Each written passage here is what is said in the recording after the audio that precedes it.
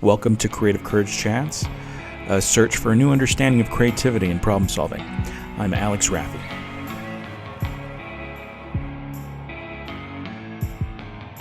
So I'll just go ahead and get started. Okay. Hi everybody, another Creative Courage Chat here, and today we're going to talk about libraries. And I think libraries are fantastic. I'm here with Marcie Smedley, and she's the executive director of the Henderson Library District. And I've known her a long time, and she's fantastic. And you know, as a person, she's fantastic. But the organization she's with is fantastic in terms of what I'm trying to do here, because I always talk about creativity and the importance of creativity, and creativity is nothing without good data. And the resources in the library are incredibly important and powerful and vetted and qualified. And the information, it's not like going to Google. You know, you go to a library, you'll get good information. Anyway, you're nodding. It's like, Alex, you're talking too much. So anyway, I could jump into this right away, but instead, Marcie, can you introduce yourself a little bit and tell everybody a little bit about who you are and what you do in the district? Sure. Thank you so much for having me today, Alex. So I really appreciate the opportunity to share a little bit more about our libraries and what we do. Yeah. My name is Marcie Smedley. I'm the executive director of the Henderson Libraries. I am a Henderson native, born and raised in Henderson. This job really has been like a dream job for me, if I may. I never really saw myself working in libraries as I was growing up, but when I fell into my first job in libraries, I immediately realized what a perfect environment this is for the things that are important to me. You know, a lot of people think, oh, the library and books, and yeah, absolutely, books are in the library, but the library is so much more about being a place in the community and something that you know, that people can rely upon for so many different types of things. It's not just books, but you know, we can connect people with anything that they need, really. And so just being kind of that hub in the community and a place, you know, for connection in the community speaks to me so much. And to be able to do that and be a part of that in the community where I was born and raised just brings everything together and has made it just such a wonderful opportunity to really, you know, share some of the wonderful things that our library has to offer with the people that, you know, that have grown up in the same community or moved to the same community that I'm living in. So it's been great. Well, I often, when I talk about libraries with people, I think, you know, and correct me if I'm wrong, I believe the very first library was in France. I think it was a French library, but I don't know why. I think I was doing some research and I kind of saw that I actually, you know, this is how I do research on library history. But you know, yeah, because a while ago you guys were a client of ours, so it was kind of important to do some research. But you know, one of the things that I like to kind of talk about is there are very few things that are as patriotic and as American as a library. Literally a place open to anybody to come in, get a library card, and then you have access to knowledge and education of anything that you're curious about. You can actually teach yourself. I actually learned how to become a cartoonist back when I was selling shoes and I was working, I was making frames at a frame shop. I decided I want to do something with my art. So I wanted to learn the work of cartooning. So I went to a library and I checked out a bunch of books on the industry and how to be a cartoonist. And it took 2 years. And I taught myself the industry, and I trained myself, and then I started getting work, and then that was the beginning of a chain reaction that eventually got me to where I am today. And it all started with me just making time to go down to my local library and satisfying my curiosity, educating myself, then you know, preparing me for what I was supposed to expect. And it was a great experience. So I am actually a product of my library system, and I think that that's important. You know, sure, there are schools, yes, and there's a regular education, but you know, some people might not know if I'm going to do I want to get a degree in this. I don't know. You can go and actually get information and learn. I'm pitching. I'm talking to you, and you know exactly what I'm talking about. You're just nodding the whole time. Right. But thank you for sharing that story, Alex, because I think, you know, again, people have memories of the library that they grew up with, if they grew up with a library, right? And for a lot of people that is around, you know, story times or checking out books or being present in a building. and some people have stories like you do that really propelled them to a particular place in their life. When they needed something, they were able to turn to their library and get that and move their lives forward. Some people don't necessarily have that experience, and so they don't understand all of the resources and just the rich wealth of information that is at the library. And it ranges, right? So when you were younger and you were in the library finding those books on cartooning, some of the resources that we have today, we didn't even have then. Now we partner with Workforce Connections, and we have one-stop career centers in our libraries. So people that are on that path thinking, what do I want to do, can actually connect with a certified, career coach and can help them on their path too. So it just the amount of just resources that the library has to offer that I think people are unaware of is so vast. And it's a great opportunity to talk with you today to share some of that with everybody too. Well, and go ahead. Sorry. I was just going to say, because I come back to at the beginning, you were talking about how, the library has all of this information and it's better than just Googling something. And there's a funny quote that says something like, Google can bring you back thousands of answers, but your librarian can bring you back the right answer. Right. And I think, one of the things that we find is people have all of this information at their fingertips, but they just don't always know how to vet those sources and how to make sure what they're finding when they're kind of out navigating it on their own is really what they're looking for. So it was just an interesting point that you made earlier. Well, librarians, I love librarians. I think librarians are the champions of knowledge, in a lot of ways. They're the ones that are always seeking out this kind of stuff. They're also, the people, but they're also the fun. And I know I got to do that. Not anymore. Not anymore. But okay, whatever. When I was a kid, so you dated me when you were saying that kind of stuff, because I didn't have internet back then. You're right. I didn't have any internet. I didn't either. The library was my internet. I think I didn't have a cell phone or a pager, because I don't know if they even had cell phones back then. But regardless, but I do think it's important, because one of the things I learned from, especially during that tax initiative where we came up with the Rescue of My Library campaign, what I started learning is there was a tax initiative, and they were that was going to threaten to close a few libraries. And so we came up with this campaign to help rescue them. And it was really interesting, because we went with a social media campaign. And what was interesting to me is the loyalty and of the general public that uses the library. Because there's either people who have no idea why there's a value to libraries. They think that they're outdated and they're not worth anything. Or there's people who can live and breathe, like they think it's everything, it's the most important thing, and they love it so much. There's very few in between. I found that it was like either or, right? And and it's interesting to me that what people are missing out on that actually aren't taking it. This sounds like it's a marketing pitch for libraries, but actually what it is what I'm trying to do is try to tell people, well, sure, it can be a marketing pitch. Why not? I'm a marketing guy, I can do that. But aside from that, I think that it's important for people to realize that, especially nowadays, with the way the people are so influenced by information and media, that I know that it's like all about the current event. But you could go to a library and really dive deep into topics, and then carry those topics with you to help you form a better opinion. And aside from that, it's fun, Right. Yeah, because I've always preached that one of the ways, if you want to be a better problem solver and a better creative, is to feed your curiosities. And I don't know if there's a better place to feed a curiosity than a library. There's just it doesn't cost anything. I mean, Right. It doesn't cost anything. It's so accessible now too. Yeah. You can feed those curiosities and access those library resources wherever you are with a device. With so many ebooks and downloadable and streaming medias that the library offers access to with a library card.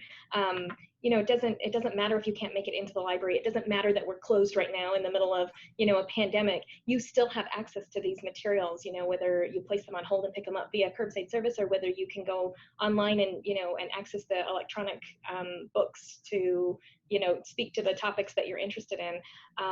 And there's just so many resources, it's one of those like rabbit holes, right? Once you get started kind of looking at the resources, you can just dig deeper and deeper and deeper into it and learn more and more. And I think, it's been really interesting, your whole topic of creative courage, it's been really interesting to see not only the creativity, but the courage also that comes out of how we've had to kind of adapt and pivot our services in order to meet the needs in our community right now, because we're not operating like we used to operate, but we're still trying to ensure that everything that we're doing is really to meet the needs in our community to, support everybody's efforts in moving forward.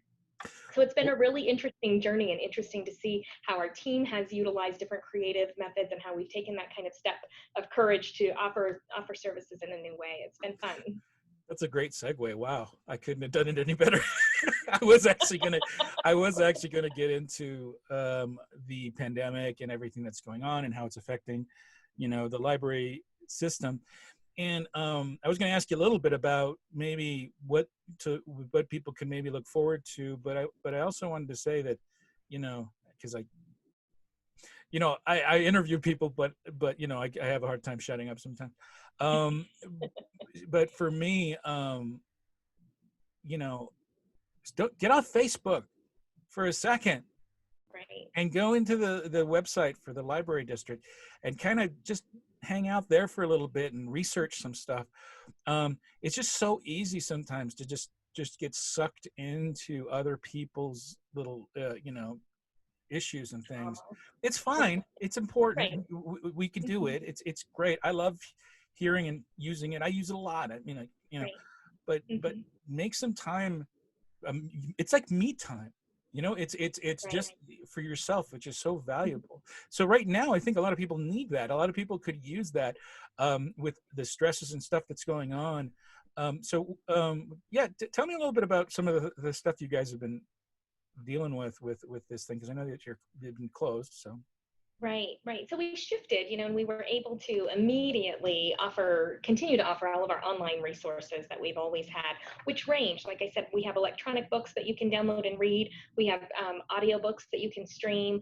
We have a variety of sources that you can actually stream movies and music and things as well. So there's the entertainment factor, there's the educational factor, learning for personal growth. It's all there. We have databases, like we have a database called Creative Bug. So if you want to learn how to do a new craft project or something, that's a great way to kind of, take your mind off of what's going on and just focus on something else and learn a new skill. But we shifted and started offering curbside service. So now when people place items on hold, they can come and pick them up outside of the library. And we've shifted all of our programming online as well. So we have virtual story times, book clubs, lectures, and things like that are all on our website and offered virtually now, which, again, is a shift. It's not, we're used to, if you have a story time, you're engaging with children right there in the room. So now we're, having to accommodate for that. And how do we engage children, in front of a screen? Because we tend to think, let's limit screen time for children and instead, immerse them in these real life experiences, but that's just not something we can do right now. So how do we utilize the technology and the tools that we have and still create an environment that's engaging and, and educational for children? And so that's been a fun shift. I've actually enjoyed it because as a working mom, I don't get to bring my daughter to story time. I'm at work when story time is happening. So now in the evenings, we can watch a story time online and have that experience together, which has been a lot of fun. So seeing just the shift in the way that we do things. We have book club members who had to drop out of book club because it didn't work for them to make it to the library at that time anymore. But now that they can engage in that book club virtually, they can, join us again and be part of the book club. So there's definitely been a benefit. And I hope that as we move forward, we'll see kind of a mix and we get to the point that we can have in-person programming again. We would not completely get rid of our virtual programming, but we would find a good balance of the two so that we can meet both of those needs moving forward. So it'll be interesting to see kind of what does stick, what comes out of this. We've made changes and we've had to adapt things. Will we keep a curbside service forever because it's easy for some people who don't want to, come in and pick up their holds? Maybe they do just want to pull up and have someone run them out to them. And so it'll be interesting to see which of these modifications kind of stay with us because people really have accepted them and really want to continue to use them, and which things, serve its purpose during this time, but but maybe aren't as necessary as we move forward. So it's been interesting. It's been It's been a lot of pivoting. It's been planning something and sometimes having to throw it out the window and, and start over again. And I think Sure. we finally are all very comfortable with that. At the beginning, like I would hold on to every plan with, all of my might. And I just wanted, I'm a planner. I just want to plan and I want to follow the plan and I want to move forward. And this is not the time for that. And I learned that. Finally, after how many months, and I'm holding things with a lot looser grip, because I know sometimes we have to let it go and we have to, rework Oh, how yeah. it's going and move forward. So that's been a good lesson for me. That's been something, It's hard. something that was I hard. actually appreciate that kind of chaos and even taking something you've worked on for a week and just tossing it and starting over again and clearing the space and just jumping right in, and knowing that everything you learned from the thing you just threw away, you're putting into the new idea, and that it's Right. just going to be better every time. It's just going to be a little bit better going forward. So it's commendable. I know you have a fantastic team. I know you have a very, very hardworking group over there. Are you still having offering maybe because there were a lot of events that you guys would do, like bringing in authors and stuff like that? Are you still offering that kind of stuff to people, access to that? Yeah, so we are kind of tailoring our programming right now, for moving forward. We've brought back some of our kind of lecture type of things. Last week we had a lecturer talking about the test site. It's part of our Hidden History Oh, of yeah, Nevada yeah, series. yeah. Yeah, so we are starting to bring some of that back. We do hope to continue to be able to engage with, especially local authors. We pride ourselves on having a big local author collection. Generally in the spring, we have a local author showcase, which actually got canceled this year because of everything. The timing of it was just right as we were shutting down.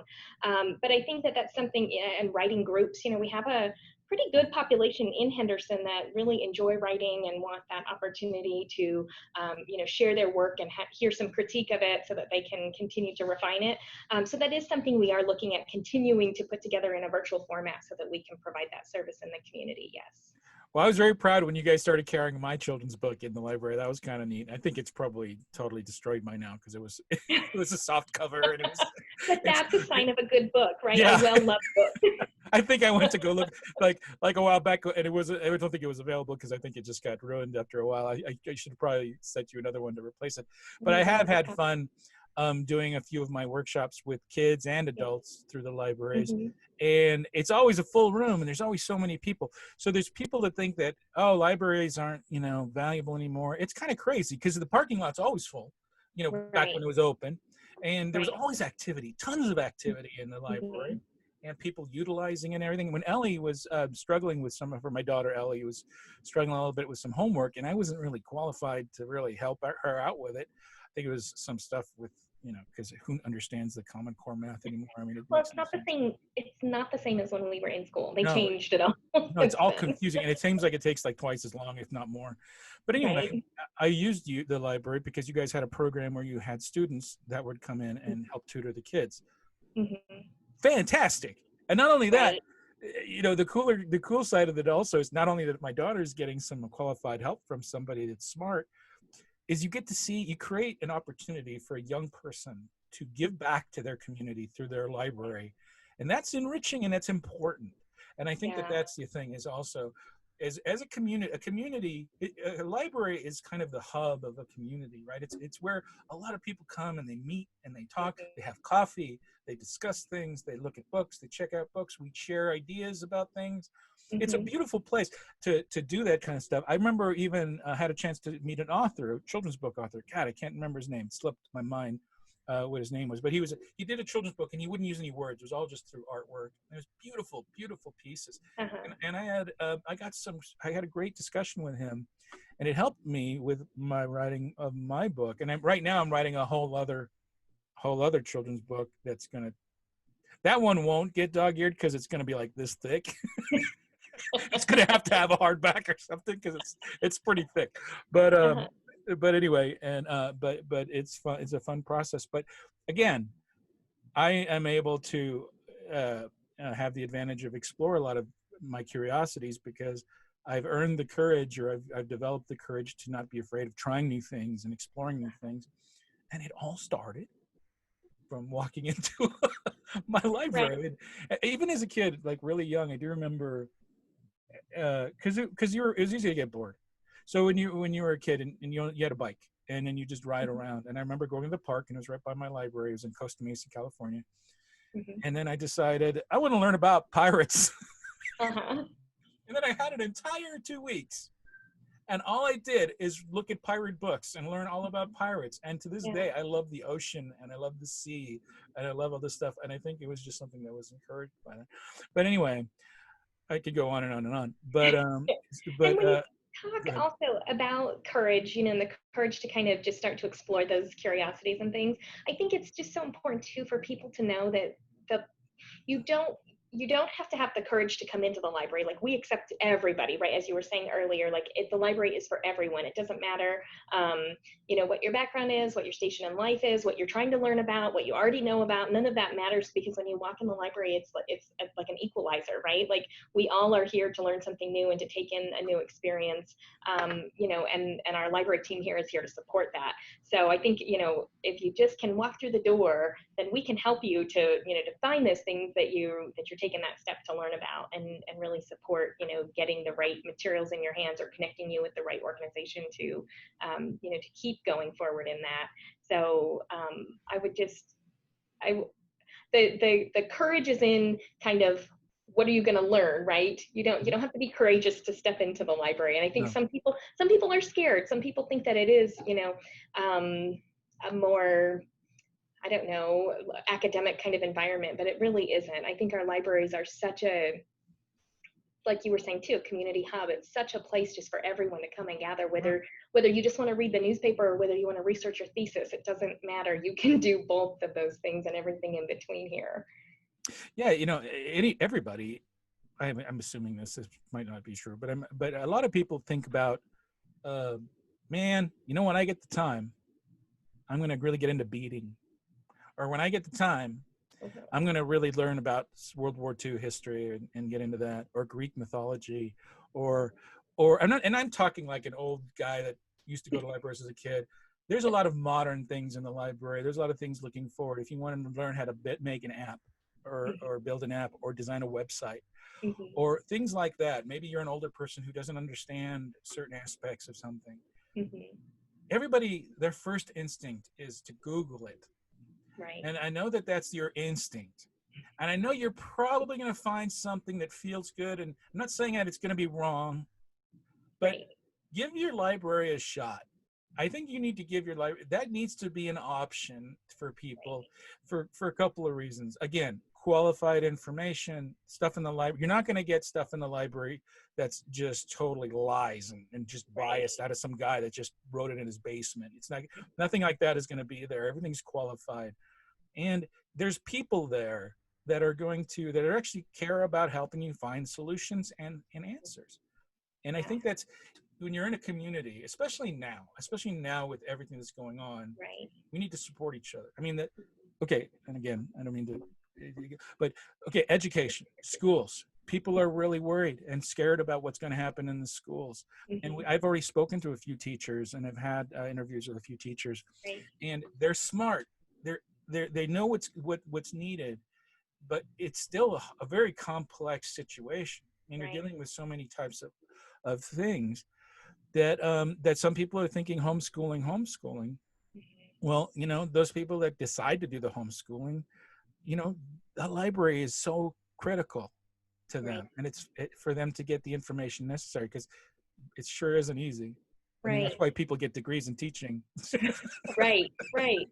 Yeah, and it, even those students who are enrolled in a school and have parents who have a hard time, helping them out, because we learn different things in school today than some of us learned when we were in school. And while we don't have things happening in the libraries right now, we do have an online tutoring program that's free for people to use with a library card as well. So through our website, you can access that and actually speak to a tutor if you didn't, if you weren't able to connect with your teacher during your regular, class time or something. There are still options, or maybe you learned it while you were at class, and a couple hours later you're trying to do your homework and you can't remember why you're supposed to do it this way or what way you're supposed to do it. We definitely, have opportunities for people to receive some online tutoring to help with their school studies too. So really, again, we want to support people in their in their paths, whether they're educational, recreational learning, whatever kind of self growth and fulfillment that people are looking for. I think we have something here that can help with that. Right. It's not supposed to, it's odd that it's a secret to some people. Right. It's one of the oldest institutions of the country in the country. Yes, I know. And it's been in every city. I don't know if every city has one. I mean, I'm pretty sure every community has something like one. And it's one of the, for a civilized community, it to become civilized in your group it happens when they finally open a library there. Right? Because it becomes this thing. It's like it's a symbol of ingenuity and American ingenuity. I mean, it's become this powerful symbol of where you can go for information and everything. And again, there is I'll always say there is nothing more important than creativity for me, because creativity is what got us out of the caves. Every good decision ever made was because of our creative process, our ability to think. Happiness happens because we create environments that create happiness. There's so many aspects of it that are important, but it's nothing. It doesn't mean anything without good information and exposing yourself. And every single creative courage talk I've ever done has been about expose yourself to things you're curious about, because that's the key to opening this magical gray blobby thing between your ears up and sharing and being able to open it up to make it do the work it's made to do. It's a very powerful tool we have, and it finds inspiration in a lot of places, and a library is a key to that. But this really, it's funny because we're talking about, I mean, it's hard to not, I mean, it's to you and I, it's really obvious why libraries are important. But if anything, if anybody's listening to this, you should really just give it a shot. Just really go ahead and give it a shot. I mean, plus look how charming she is. She's incredibly charming. You want to connect with librarians. They're all charming. All of us. All of them. And I've talked to all of them, and I think that they're all great. It's lucky to chat with a librarian. It's good luck. You should go. I think that's a good thing to spread out there. Right. It's good luck to talk and chat with a librarian and get some information. So what's coming up? What's anything interesting coming up that would be good to let people know? And I'll put the website will be there so people can go and look at the calendar. Yeah, I think really a lot of what we're doing right now is we record some of our different programs and things. We are posting them to our website so people can go back and catch things that they missed. So we've got some good content already up for children and adults both. And then, we're really just looking forward to kind of getting some of our programming more finalized as we move into the fall. When we closed, I think like everyone, we were thinking, oh, this is going to be a couple weeks and we'll be right back at business as usual here shortly. And as things have moved on, and we realized that's not really the case, where, we're still working to kind of move to what that new normal looks like. But definitely, there's access to all of our e-resources, all of our digital content, and then all of the programming that we're, really moving forward with in that virtual environment is available online right now. We do have this week on Wednesday, so coming up really quickly, but it will be recorded and available as well. We've partnered with UNLV to offer some help on career advice, questions for people who are questions by people who are looking for jobs right now, answered by a career coach, so that there's some help there. That's a real need right now. We've seen a big shift in the way, that we're serving people who are looking for jobs, because there are a lot of people out there looking for jobs right now, and so we're trying our best to really up our resources there and support that. We do have a website for career resources online, so there are a lot of different tools and tips and information there to help people who are job searching right now, and I think that's kind of a priority that we'll continue to place on our programming moving forward, so we can support those folks. But definitely there are all of the kind of creative aspects too, around some of the programming that's a little more, I don't know, creativity based, I guess you might say. We're looking at some different, offering some different programs for adults that are in that, yes, we'll be in touch in that realm. For kids, throughout the summer, we had some fun grab and go crafts where, they could pick up a craft kit from the library and then watch online as one of our children's team members led them through making the craft, and they could follow along and make it at home. We're looking to try to, pull some more kind of creative programming in for adults as well. That's not just lecture based. I remember doing the drawing with numbers with kids at one of the libraries. Yeah, I sat in on one of those. Oh, did you really? There was one did. there was one that I did, and I told the little girl, I said, "That's really good," and she says, "Thank you, sweetheart." I'll never forget that. Thank you, sweetheart. It was like very condescending. Like, look at you complimenting my fantastic drawing. It was so great. I've had dozens and more than dozens of experiences, great experiences there. And it, like I said, the thing that always impressed me was the volume of people. Is the amount of people that show up and take advantage of that resource and everything out there. But anyway, hey.